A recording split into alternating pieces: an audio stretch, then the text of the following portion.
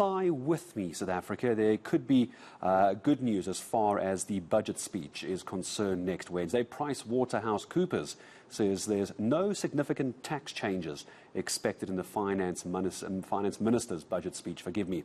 Let's find out from PwC. I'm joined by Head of Tax Policy, Kyle Mandy, on that. Kyle, morning to you. So I've just given away the good news. Help me understand where that's coming from. Why can I breathe a sigh of relief along with everybody else watching? Yes. Firstly, a good morning to you and to the viewers. So it certainly is good news, and it's driven off the fact that we are looking at very substantial revenue collections in excess of what was originally budgeted for. So we do know that in the mini budget last year, Treasury increased its forecast revenues by some 120 billion rand. Fortunately, things have continued to be very positive since then.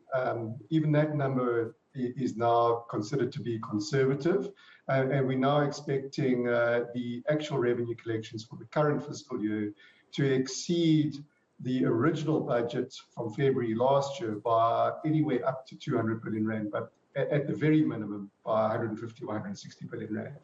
So obviously very good news. So when we talk about we're not expecting any significant tax changes, it looks like there won't be any increases. Do you think the good news could get any better? Could we see any kind of tax reductions as far as the budget speech is concerned? No, it's not likely that we're going to see any significant tax reductions. We do know in last year's budget, Treasury gave marginal tax relief, if you like, on the personal income tax side. We may, in a best case scenario, get something similar again this year, but certainly we don't expect to see anything significant. We do need to bear in mind that notwithstanding the very good revenue collections against what was originally budgeted for, the Treasury and the Fiscus still remains under pressure from a deficit perspective, and they need to consolidate and reduce that deficit over time, and tax revenue is obviously an important component of that. So no, not at this stage. We certainly don't expect to see any significant tax reductions. So we have the finance minister. We know he watches the South African morning, Kyle. He's busy watching you. You've got a good story to tell. He wants a good story to tell. He's going to ask Kyle Mandy from PwC. Kyle, what do I need to put in my budget speech next week? What would you tell him to write down? Well, the biggest thing, and I certainly heard you talking about it a little earlier, the hot topic at the moment, certainly on the tax front, is around the general fuel levies. We do know that prices are obviously sitting almost at record levels. They may very well go back to record levels come next month. And it does certainly place a significant amount of strain on the economy in many respects, and not only on individuals. So look, an ideal situation would be that the Treasury does not increase the fuel levies in this year's budget. I do, however, unfortunately think that it's unlikely, and the most likely scenario we're going to see is that they will increase those fuel levies by inflation, unfortunately. But yeah, in a best case scenario, we may see them being generous and giving some. Let's just come back to the tax question as well, and I'm going to bring in SARS into this as well, Kyle, if you don't mind.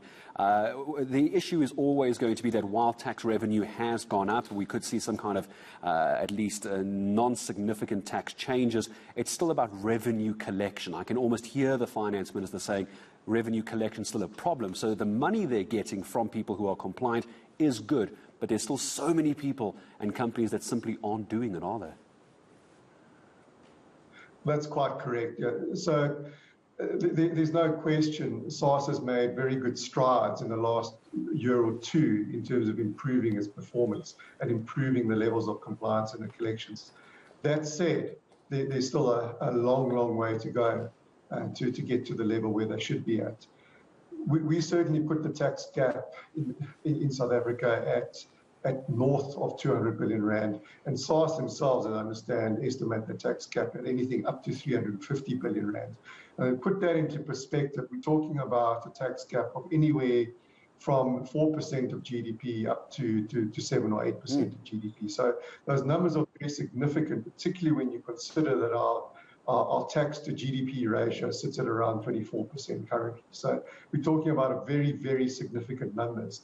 And if SARS can be successful in just closing a small portion of that tax gap, it will take a lot of strain off the fiscus, a lot of pressure off the fiscus in terms of the revenue collections as well, and will open up the opportunities then to provide some of that tax relief that we were talking about already. I think SARS can't provide the tax relief if enough money from enough people is not coming in. Kyle, Mandy, thank you very much for pulling out the PwC Pricewaterhouse Coopers crystal ball ahead of budget speech next week. Always appreciate Kyle Mandy joining us, head of tax policy from Pricewaterhouse Coopers as well. So that's good news. So we've had Leighton Beard saying he wants to hear from the AA in terms of the fuel levy coming down, or at least unpacking how we get there. And PwC saying because of the revenue, hopefully no significant tax changes, which we're all crossing fingers for. Absolutely, we have to, because what we've seen is that everything has been going up, but salaries and income has either stayed the same or actually come down. All right.